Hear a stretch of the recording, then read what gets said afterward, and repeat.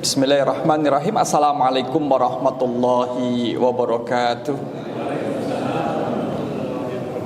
Innal hamdalillah nahmaduhu wa nasta'inu wa nastaghfiruh wa na'udzu billahi min syururi anfusina wa min sayyiati a'malina may yahdihillahu fala mudilla lahu wa may yudlil fala hadiyalah. Asyhadu an la ilaha illallah wahdahu la syarikalah wa asyhadu anna Muhammadan abduhu wa rasuluh la nabiyya ba'dah.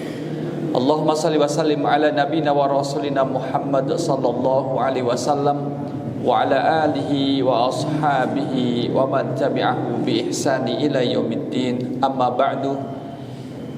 Bapak Ibu jamaah rahimakumullah, malam kali ini kita melanjutkan surah Al-Mutaffifin.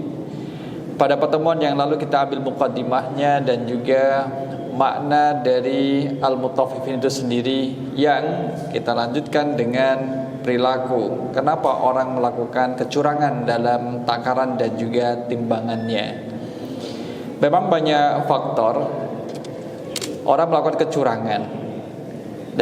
Dari salah satunya adalah ingin cepat mendapat keuntungan lebih banyak dan juga lebih cepat. Karena ini berkaitan dengan masalah harta benda. Kalau di dalam Al-Mutaffifin itu adalah orang-orang yang mengurangi takaran dan timbangannya, maka dalam perkembangan modern pun bisa bermacam-macam. Melakukan sunat terhadap bantuan. Bantuannya disunat, dipotong. Orang yang harus menerima 300.000 misalkan menjadi berapa? Ya diterimakan berapa Bapak Ibu? 280 misalkan. Mana yang 20? Biaya administrasi. Padahal untuk pelaksanaan ini itu sudah ada biayanya sendiri. Biaya untuk teknis pendistribusian bantuan itu sudah ada. Tapi kemudian masih merasa belum puas, belum banyak. Kemudian aji mumpung ada uang, kemudian dipotong. Anda mau bayar 20.000 dan terima 280.000, atau Anda tidak usah terima sama sekali gitu. Kalau Anda mau menerima dapat 280.000, karena yang 20.000 ada administrasi. Administrasi apa Pak? Ya administrasi lah, masa nggak ngerti administrasi? Nulis nama, kemudian mendata, kemudian ini dan itu. Kan tidak ada aturannya, kan sudah ada uang teknisnya sendiri gitu. Pokoknya administrasi. Kalau nggak mau bayar administrasi berarti tahun depan nggak dapat bantuan lagi. Padahal namanya ada gitu. Padahal dia sebagai orang yang berhak menerima bantuan. Itu termasuk dalam Mutaffifin. Termasuk juga kemudian hal-hal yang lainnya. Nah, ini ketika seseorang yang melakukan pengurangan takaran dan timbangan, sekalipun si penerima tidak tahu, akan tetap terhitung sebagai dosa. Dosa itu tidak harus kemudian korbannya tahu. Tidak tahu sekalipun, kalau pelakunya memang niat kemudian memotong dalam artian agar memperkaya dirinya sendiri, maka kemudian termasuk mutaffifin. Nah, ini harus kita hati-hati. Mungkin tidak mutaffifin terjadi dalam keluarga Bapak Ibu. Dalam keluarga ketika memberi bagian kepada anak-anaknya gitu. Nah, kalau mutaffifin ini kan berkaitan dengan hak dan kewajiban. Jadi memberikan dan mengambil. Kalau pemberian orang tua tidak termasuk dalam ranah mutaffifin. Karena orang tua memberikan pada anaknya, ini dikasih lauk sekian, ini yang kedua sekian, disesuaikan dengan usia dan juga ukuran lambungnya masing-masing. Tapi mutaffifin yang berkaitan dengan masalah hak orang lain, amanah yang harus ditunaikan kepada yang menerimanya. Jamaah rahimakumullah, dan kita mereview pada ayat yang berikutnya. Kenapa kemudian orang-orang melakukan mutaffifin, berbuat curang? Karena mereka itu adalah tidak yakin kalau mereka itu akan dibangkitkan.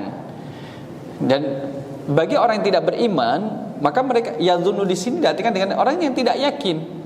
Dia tidak percaya terhadap hari kebangkitan. Maka tidak berpikir bahwa perilakunya di dunia ini akan berlanjut di akhirat.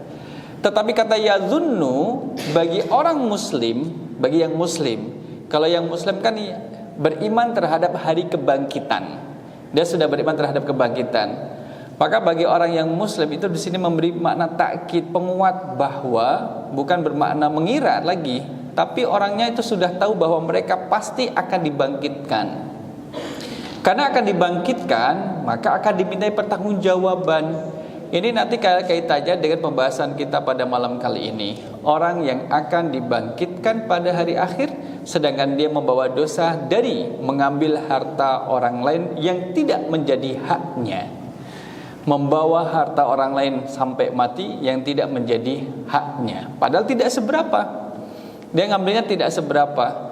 Saya sempat lihat timbangan kalau misalkan kayak gini Bapak Ibu, ditembel misalkan. Tembel itu menambah berat nggak sih? Menambah berat kan? Mana tadi timbangan yang roto? Malah nggak ada timbangannya, hilang Pak. Timbangannya hilang. Nah ini apa? Nah ini tembelan. Sidak pasar. Polisi temukan kecurangan timbangan jelang Idul Adha. Kami ada sidak. Nah kayak gini, ini kemudian ada tembel-tembelan dan lain sebagainya ya. Itu kan nambah berat. Bapak Ibu kalau misalkan nimbang kerupuk sekilo dengan berambang 1 kilo, berat mana? Sama napa berat berambangnya? Kalau sama-sama 1 kilo ya sama berat itu. Nah inilah kemudian ada timbangan, ada anak timbangan. Jika dalam mufasir membahasakan yang bulat-bulat ini namanya anak timbangan. Yang tempat di sini ini adalah timbangannya. Jadi kan harus sama, timbangan dengan anak timbangan sama. Jadi sebelum nanti ada kesamaannya. Nah, semua akan kemudian dihisab. Kita yakin bahwa amal kita akan ditimbang oleh Allah, tapi kita tidak tahu seperti apa timbangannya. Nah, itu tidak perlu kita pikirkan, tapi kita cukup yakin bahwa amal kita nanti akan ditimbang oleh Allah SWT. Nah, orang-orang yang kemudian tidak mengira bahwa akan dibangkitkan, tidak hanya ayat 4 ini, tidak hanya untuk perbuatan mutaffifin, orang yang curang terhadap takaran dan timbangannya, termasuk dalam ukuran yang skala lebih luas. Jadi kalau misalkan seseorang tergoda untuk bermaksiat, bayangkan bahwa kalian nanti akan dibangkitkan. Kalian akan dibangkitkan oleh Allah, dan kemaksiatan yang dilakukan akan diperlihatkan oleh Allah di hari akhir nanti. Kemaksiatan yang barusan dilakukan itu akan diperlihatkan. Malu tidak? Luar biasa malunya. Belum lagi kemudian nanti balasannya. Kapan itu? Liyaumin azim, pada satu hari yang besar. Liyaumin azim bukan lil yaumi, tapi liyaumin. Beda. Liyaumin azimin ini dalam bentuk isim nakirah, kata kerja yang umum, kemudian disifati dengan azimin yang besar. Maknanya adalah betapa hari ini kemudian dimuliakan oleh Allah. Hati-hati ya, jangan meremehkan hari akhir. Maka jangan seperti orang yang bercanda dengan neraka. Wah, ini koneksinya harus dibantu ini biar kemudian saset. Maka kemudian tidak boleh bercanda dengan neraka, apalagi kemudian bercanda dalam kondisi bercanda, entah itu membuat konten misalkan, maka yang demikian itu juga tidak diperbolehkan. Nah, pakai kaos lagi. Ini yang depan ceria, yang belakang ini mikir-mikir, bener gak? Nah, sebagainya. Kalau ini berjamaah, ya toh, bercanda. Ini bercanda soal neraka. Dan hukumnya haram Bapak Ibu. Tidak boleh kemudian bercanda terkait dengan akhirat. Ini kan bercanda ya. Ya ini. Ada nggak yang berbareng-bareng? Wah ini kali ini baru lihat dia. Kali ini sudah masuk. Nah, sudah masuk kemudian bercanda dengan neraka. Hati-hati ya. Jadi nggak usah kemudian ikut menginstal aplikasi yang seperti ini. Kemudian di neraka banyak. Ini mungkin ada yang pakai tas ransel lagi. Nah, di neraka pakai tas ransel dan sebagainya, ya. Nah, ini tidak boleh kita lakukan. Termasuk juga kalau kita sebagai orang tua, perlu juga boleh kok kemudian lihat HP pada putra-putrinya. Nak, HPmu ada apa toh? Ada aplikasi yang nyeleneh enggak? Enggak ada. Alhamdulillah. Kalau tidak ada, liyaumin azim. Maka pada hari kiamat nanti, yauma yaqumun nasu lirabbil alamin, yaitu pada hari manusia bangkit menghadap lirabbil alamin, Tuhan seluruh alam. Nah, semuanya akan kemudian dibangkitkan. Maka liyaumiddin, maliki yaumiddin, Allah akan menguasai hari akhir. Allah itu penguasa Bapak Ibu, bukan memiliki tapi penguasa. Dalam surah An-Nas, qul a'udzu birabbin nas, malikin nas. Malikin nas adalah rajanya manusia, menguasai, tidak hanya memiliki manusia tapi menguasai manusia. Buktinya adalah Allah mampu melakukan apapun yang diinginkan terdapat yang pada manusia. Kalau menguasai itu berkuasa penuh. Kalau memiliki hanya sekedar memiliki. Kita memiliki kuku tapi tidak menguasainya. Buktinya kita tidak bisa menahan kuku jari jemari kita untuk tidak panjang. Nggak bisa kan Bapak Ibu? Kita memiliki gigi, tidak menguasai. Kadang gigi kita kemudian gingsul. Gingsul itu apa ya? Kemudian kadang lepas tanggal. Jadi kemudian ngelilit. Kemudian kita punya asam urat, hanya memiliki, nggak bisa menguasai. Buktinya nggak bisa mengendalikan. Gimana kabar Bapak Ibu setelah hari Idul Adha? Ngeliang-ngeliang apa buatan? Aman ya? Aman. Berarti masjid ini harus sekali-sekali ngajak Bapak Ibu makan kambing ya, biar aman. Sesuai dengan nama masjidnya, Masjid Al-Aman. Kalau kemarin ada ngeliang, santai ya. Di seberang jalan ada apotek. Nah, yauma yakumun nasu li rabbil alamin, yaitu hari di mana kemudian manusia akan dibangkitkan menghadap Tuhan seluruh alam. Tadi kita sampaikan bahwa kita hanya sekedar memiliki, tidak menguasai, Allah yang menguasai. Jadi itu adalah kita tidak memiliki, tidak menguasai terhadap diri kita. Pembahasan berikutnya jamaah rahimakumullah ada pada ayat yang ke-7. Di wanusyari waqti satil fujar. Catatan amal buruk manusia, termasuk juga amal baiknya, semua akan kemudian dirangkum menjadi satu. Dan kisatul fujar, bagaimana orang-orang yang melakukan kemaksiatan itu. Pernah nggak orang melakukan maksiat bangga dengan kemaksiatannya? Pernah lihat? Pernah kan ya? Orang bangga dengan kemaksiatannya. Kalau sekarang ada yang melakukan seperti itu, dulu sudah ada. Zaman Nabi Soleh alaihissalam itu sudah ada. Orang yang membunuh onta Nabi Soleh itu kemudian diarak dan dieluk-elukan bagikan pahlawan, karena berani membunuh ontanya Nabi Soleh yang sudah diultimatum untuk tidak diganggu, apalagi sampai dibunuh. Tapi apa yang terjadi? Ternyata mereka tidak selamat dari azab Allah Subhanahu wa taala. Nah, inilah kita akan membaca ayat yang ke-7 sampai ayat yang ke-17. A'udzubillahi minasyaitonirrajim. Kalla inna kitabal fujjari lafi sijjin. Kalla, sekali-kali tidak. Ini huruf bantahan. Kalla, huruf-huruf bantahan. Tidak seperti yang kalian bayangkan, tidak seperti yang kalian harapkan, bahwa kalian akan selamat dengan pekerjaan, dengan perbuatan curang terhadap takaran dan juga timbangan itu. Inna, sesungguhnya. Nah, kalau coba kita lihat di sini kita lihat setelah kata kalla, ada berapa banyak kata kalla di dalam Al-Quran? Kalla ya, cukup banyak bagian depan ini. Kalla dan juga kalla, sekali-kali tidak. Ini kemudian memberikan bantahan Bapak Ibu. Jadi membantah asumsi pada ayat sebelumnya. Kalau orang yang melakukan kecurangan itu menganggap dirinya aman-aman saja, tidak ada kemudian ancaman, baik mohon maaf yang muslim maupun yang non muslim melakukan kecurangan terhadap takaran timbangan, kalla, sekali-kali tidak. Inna, sesungguhnya kitabal fujjari, catatan orang yang durhaka, lafi, benar-benar, sijjinin, tersimpan dalam sijjin. Sijjin adalah nama kitab yang mencatat segala perbuatan orang-orang yang durhaka. Maka tadi dalam contohnya judulnya adalah diwanus syarri, catatan kumpulan, catatan amal-amal yang buruk dari masing-masing orang. Nah, kita tidak menginginkan memiliki sijjin. Itu catatan keburukan.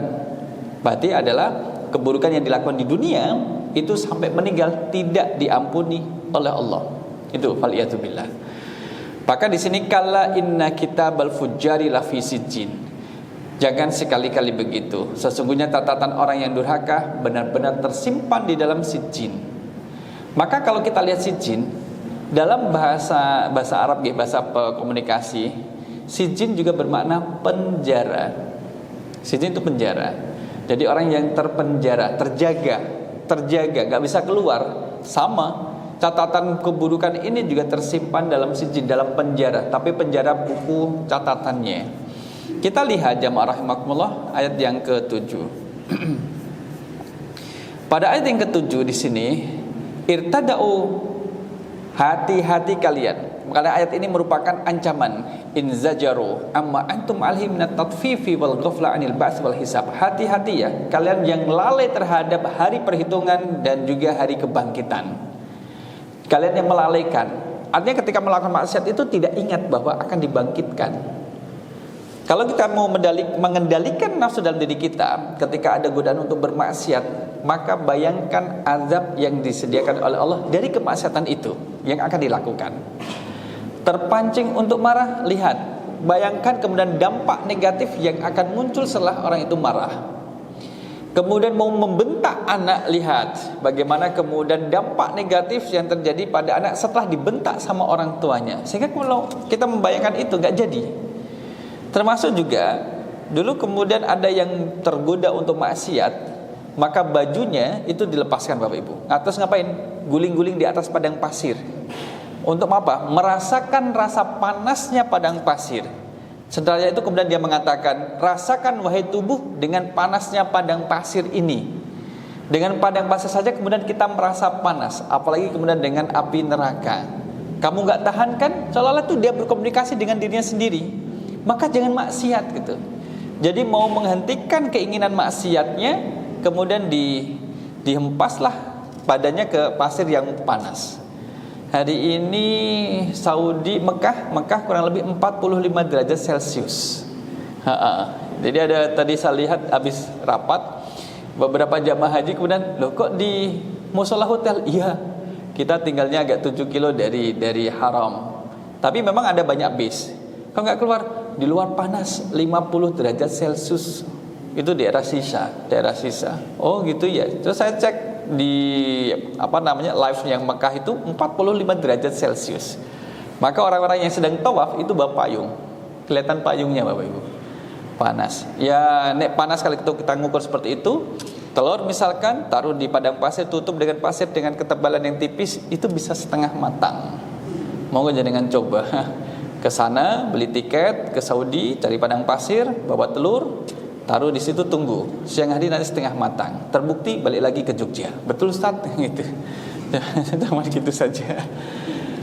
Maka fa'inal fujjara wa minhum al-mutaffifun a'maluhum maktubah fi diwani syarri. Maka orang-orang yang durhaka, di antara orang-orang durhaka itu adalah orang-orang al-mutaffifun, orang-orang yang curang.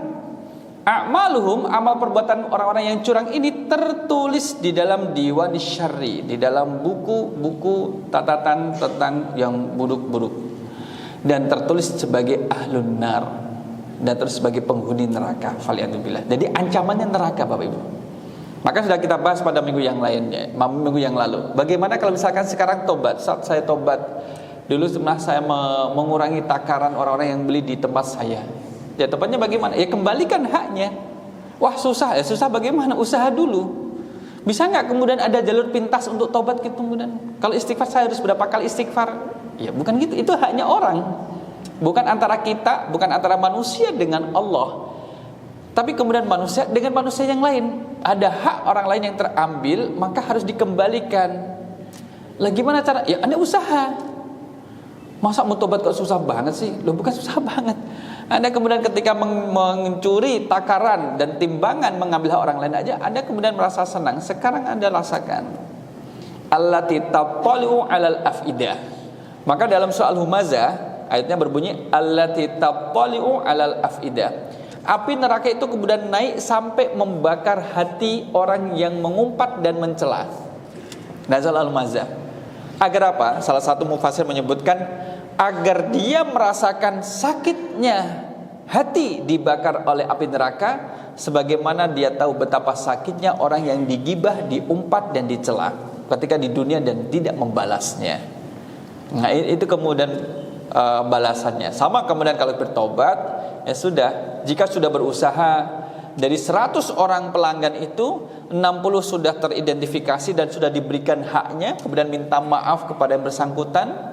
atas dosa kecurangan itu dan dia bertobat pada Allah, maka selesai. Masih ada 40 lagi. Nah, 40 orang ini dicari.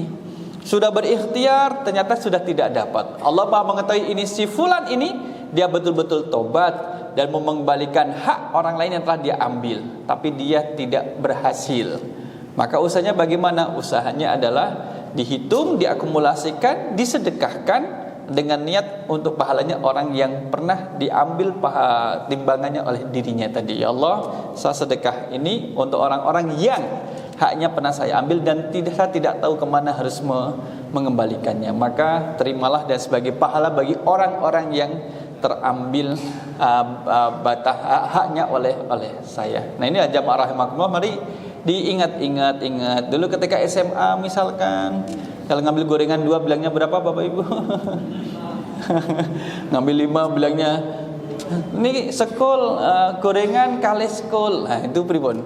Gorengan kalih sekol. Gorengannya kalih napa gorengan kalih sekol? Kalih itu dengan gorengan, makan gorengan, kalih itu jumlahnya 2, gorengan 2, sekol itu nasi sama sayur itu sekol. Nah, gorengan kalih sekol. Nanti yang jualan bilang gini, gorengannya kalih lan sekol apa gorengan kalih sekol, gorengannya 1 sama nasi gitu. Oh, pokoknya gorengan kalih sekol lah, pinten jangan hitung lah. Ini kalau sudah ada niat seperti itu sejak SMA, ini punya bakat ini. Ini punya bakat ini. Nah, jadi terus terang aja, sekol kalih gorengan, berarti 1-1, nasinya 1, gorengannya 1, kalau kayak gitu. Karena kalih bisa bermakna 2 atau bisa bermakna dengan, itu kalih dalam bahasa Jawa. Nah, sijin au fi habsis dayikin syadidin au fi habsin, orang yang kemudian melakukan kecurangan itu dalam himpitan yang kuat, terhimpit dia terhimpit, merasa di dunia kemudian mengambil haknya orang lain, merasa longgar, tapi balasannya adalah kemudian dihimpit. Maka sijin dari kata asijnu, ad-dayiku wal habsu. Dayik sesuatu yang sempit, al-habsu adalah tertahan. Ngapunten.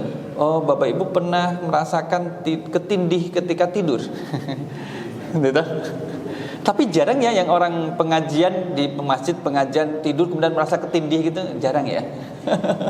Apalagi kemudian di masjid tidur, ngantuk pengajian kemudian ngelindur, kemudian teriak-teriak, itu jarang.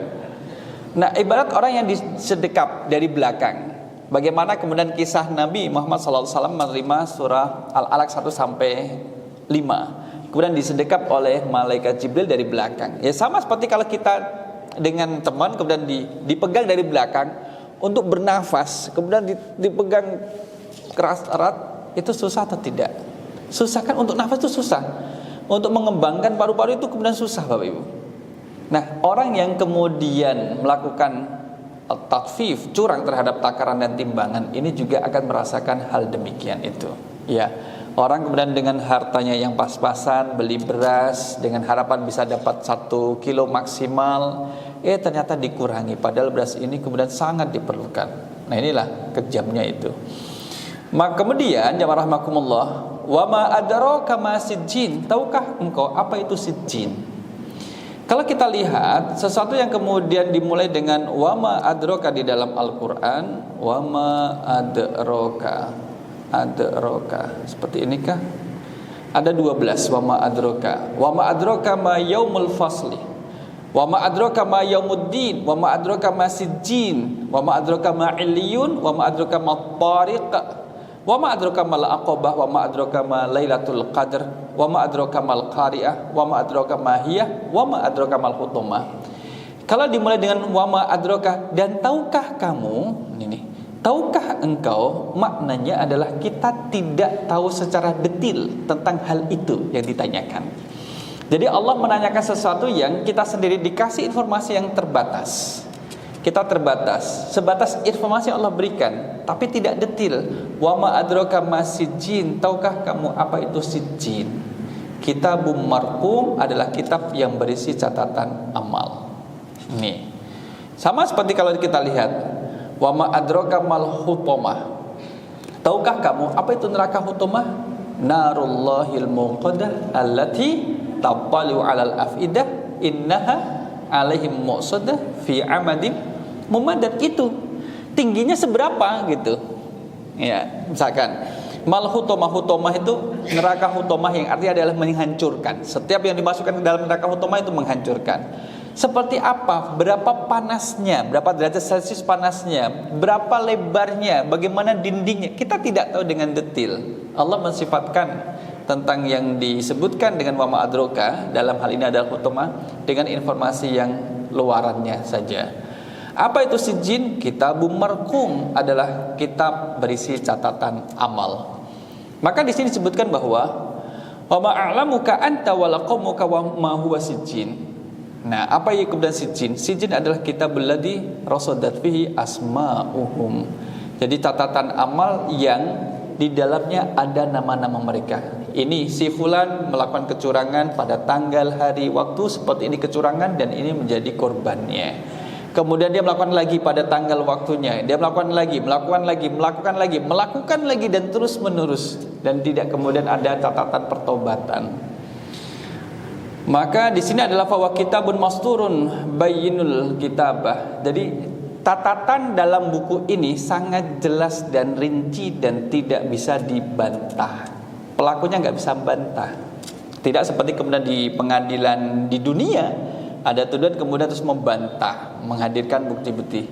Sudah tidak bisa terbantah, dan yang ada adalah pengakuan dan penyesalan.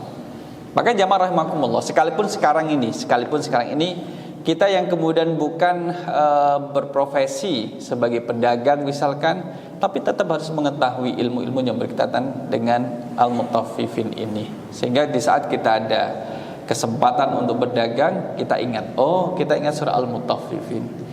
Dulu kan orang-orang Madinah, Bapak Ibu, sebelum kedatangan Nabi, itu mereka menjual, misalkan ada burung, tak jual ya, burung ini tak jual 5 rial, beli, silahkan tangkap sendiri. Mana duitnya? Bayar 5 rial, bayar. Mana burungnya? Itu tangkap sendiri itu burung kamu tuh, warnanya kayak gitu itu. Titeni itu burung kamu.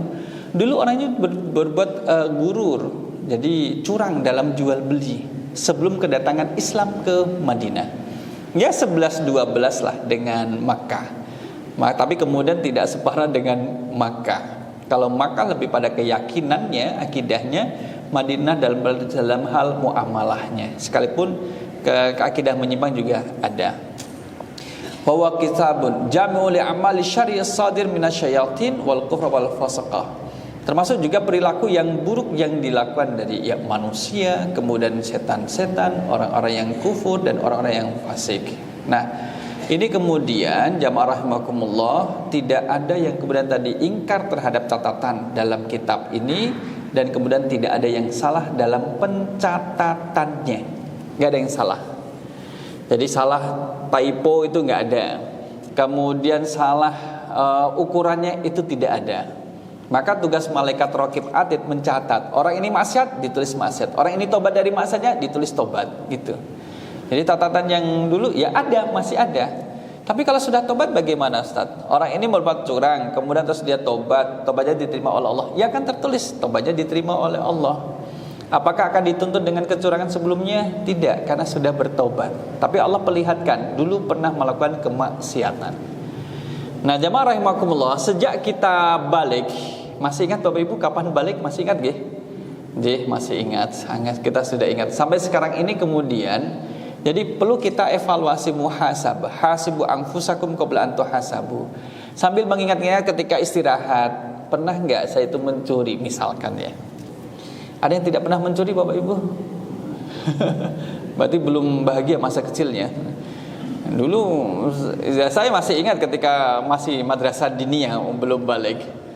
Tadi ada yang minta belimbing, belum dikasih izin kok sudah di atas ya gitu. Jadi yang punya belimbing tuh ngerasani kami, Bu, Le minta belimbing ya, gitu. Jawab sendiri, tanya-tanya sendiri, jawab sendiri. Jadi kita sudah di atas, sudah makan belimbing, yang punya baru datang. Tadi ada yang minta belimbing ya, belum dijawab kok sudah pada di atas, nangkring di atas gitu.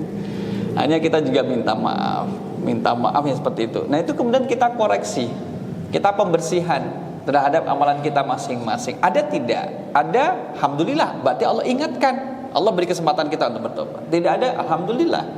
Karena kita tidak melakukan itu. Nah, jamaah rahimakumullah, ada makna sijin yang lain. Waqad arafna sabiqan anna ba'dahum yara anna sijin huwa makanun wa huwa jahannam wa hiya asfalus safilin. Sijin adalah tempat. Ya, sijin adalah tempat dan dia berada di neraka jahanam. Maksudnya di mana? Asfalas safilin. Adalah tempat yang paling bawah. Asfal itu adalah yang paling bawah, safilin bawahnya bawah. Berarti mungkin bahasa kita adalah keraknya neraka. Kerak yang paling bawah. Paling bawah itu menunjukkan kehinaan, betapa hinanya sampai bawah. Jadi kemudian nggak usah kemudian bergaya, wah mendingan mendingan kita di neraka, milih neraka VVIP atau surga ekonomi misalnya kan. Sama aja, mau neraka VVIP atau neraka ekonomi sama saja. Sama-sama tidak enak. Neraka bagian atas, neraka bagian tengah, atau neraka bagian bawah, sama-sama tidak enak. La yamutu wa la yahya. Tidak kemudian mati dan juga tidak hidup, karena tidak bisa merasakan kenikmatan di situ. Maka asfalas safilin, yang paling bawah, sama seperti orang munafik. Innal munafikina fid darkil asfali minan nar. Kalau ini adalah asfalas safilin. Kalau munafik dia menyembunyikan sikap aslinya dan menampilkan yang tidak aslinya, menyembunyikan kekufurannya dan menampilkan keislamannya. Kalau mutaffifin adalah curang, mengambil haknya orang lain dengan cara sembunyi-sembunyi, dengan cara yang halus, Bapak Ibu. Ustaz, berdosa enggak kalau ada orang curang tapi yang dicurangi kemudian tidak nuntut? Lah gimana mau nuntut bang, dia tidak tahu dicurangi? Kan timbangannya diambil sedikit, dikurangi kalau misalkan rambutan 1 kilo ada 25 biji, cuma dikurangi 1, kan nggak ketahuan.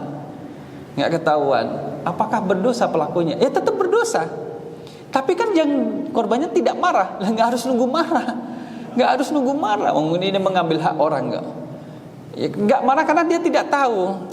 Kalau tahu bagaimana? Kalau tahu malah akan mengingatkan, kamu mau mengembalikan atau tidak? Kalau kamu mengembalikan, haknya saya selesai di dunia. Kalau kamu nggak mengembalikan, berlanjut di akhirat, menjadi tabungan saya, menjadi simpanan saya, investasi saya di akhirat nantinya. Waliyadzubillah. Nah, kitabum markum laisa tafsiran liqaul wa ma adraka masjidin. Nah, kemudian jamaah rahimakumullah. Jadi kitabum markum ini adalah tadi menyebutkan bahwa itu adalah sesuatu yang tertulis, la yuzadu fihi ahad wala yanqusu minhu ahad. Jadi yang tertulis di dalam kitabum markum ini tidak ada satupun yang mampu menambahkan catatan dan tidak ada satupun yang mampu mengurangi catatan. Jadi yang kita lakukan itu yang menjadi itu kemudian akan tertulis di situ. Wailun yauma idzil lil mukadzibin, dimulai dengan kata wailun, celakalah. Yauma idzin, pada hari itu kemudian disampaikan dalam bentuk nakirah. Kapan? Hari itu Allah merahasiakan kepada kita. Kita tidak tahu. Kiamat kapan terjadi kita tidak tahu, tapi dia pasti akan terjadi. Kebangkitan kapan akan dibangkitkan, waktunya kita tidak tahu, tapi pasti akan terjadi. Yaumul hisab kita tidak tahu kapan dan pasti akan terjadi. Nah, maka kemudian itulah Allah ungkapkan dalam bentuk yauma idzin, dalam bentuk isim nakirah. Lil mukadzibin, bagi orang-orang kadzaba yukadzibu, dari 4 huruf. Kadzaba, kaf, za yang pertama adalah sukun, zal yang kedua adalah fathah, kemudian ba fathah. Kadzaba wazannya adalah fa'ala yufa'ilu, taf'ilan, taf'ilatan, taf'alan, mufa'alan, fa wa mufa'ilun, wa dzaka mufa'alun, fa'il, la tufa'il, mufa'alun. Nah, kalau di sini adalah kadzaba yukadzibu.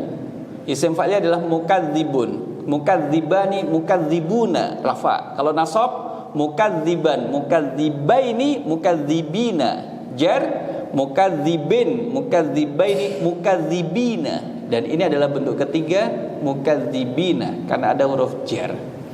Nah, ini dari isim fa'il. Artinya adalah pendusta. Apa maknanya kalau ada fathah, ada tasdid di tengah kadzaba ini?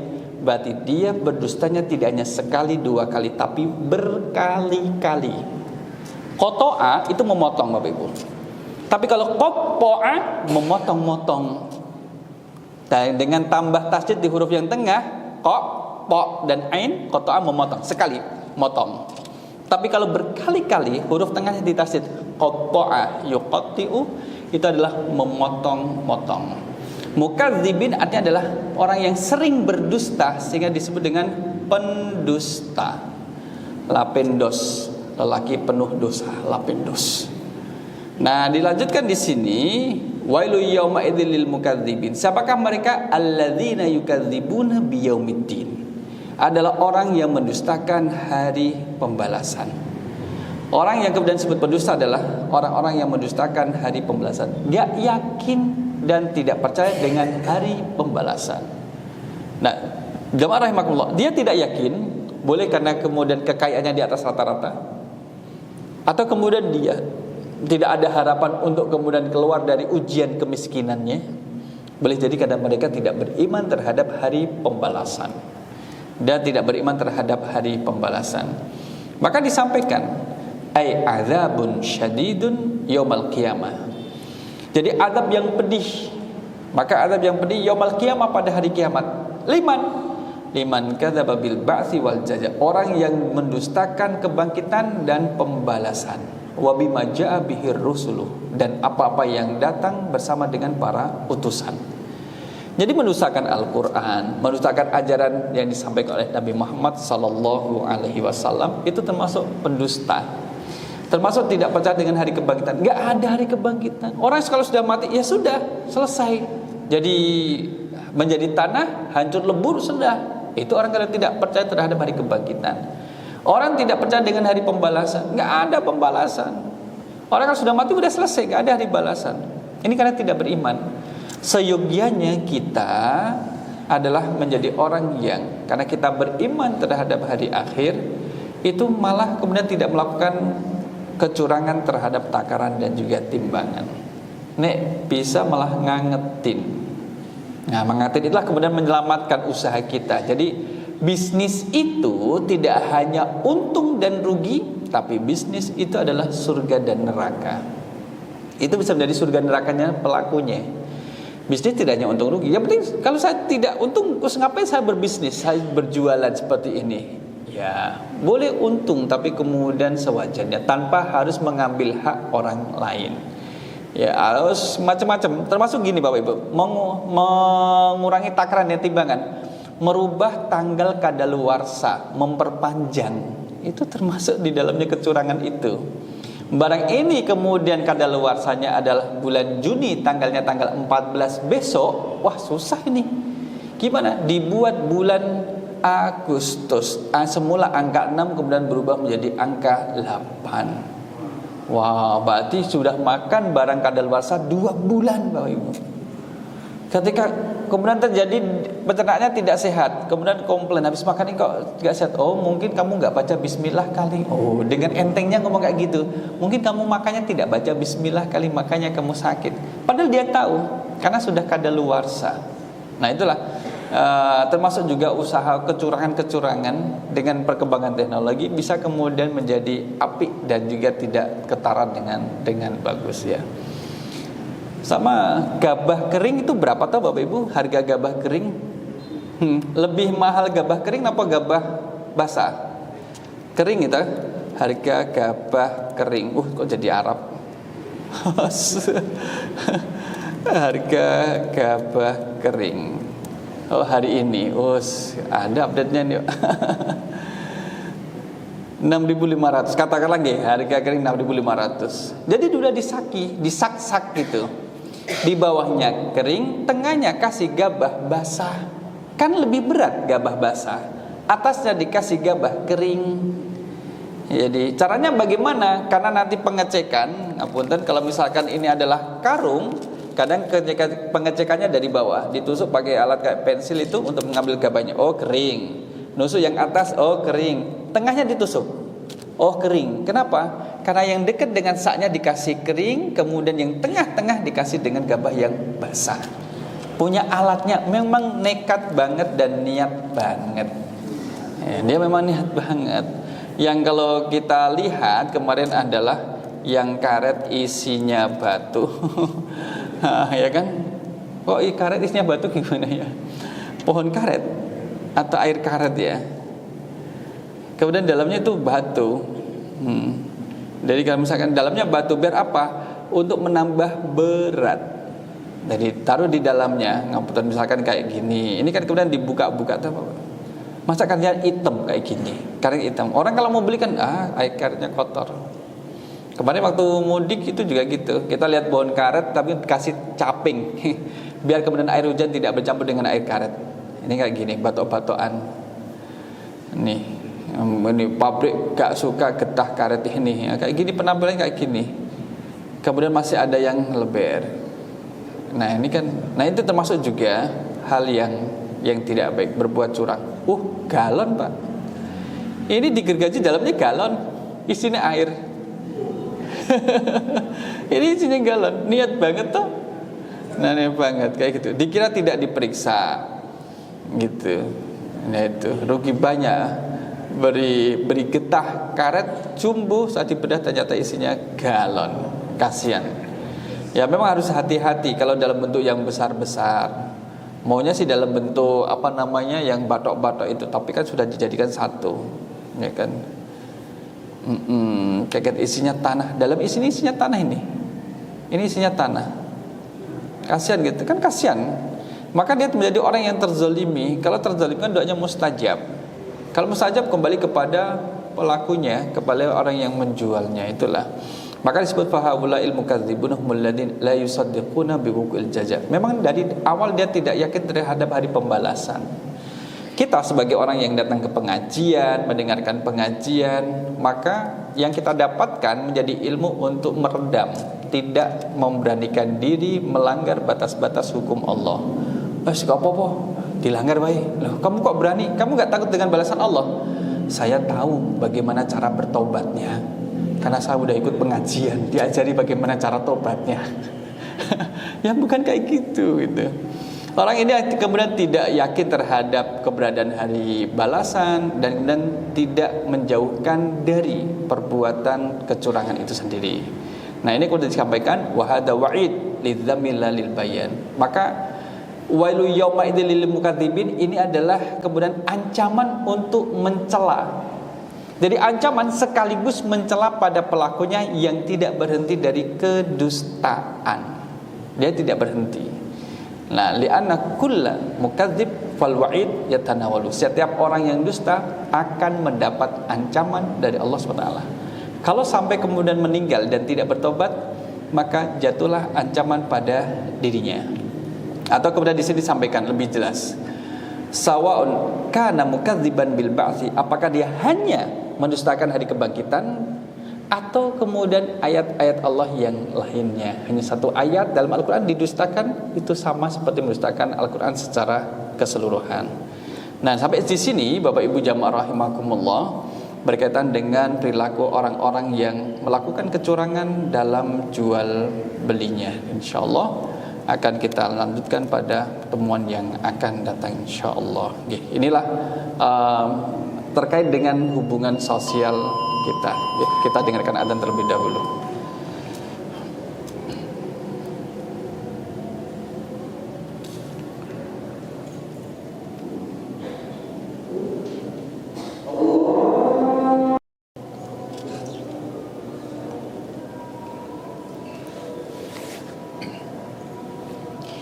Makatan ibu bapak jamaah rahmatullah, kita cukupkan dengan doa kafaratul majlis. Subhanakallahumma wa bihamdika asyhadu an la ilaha illa anta astaghfiruka wa atubu ilaik.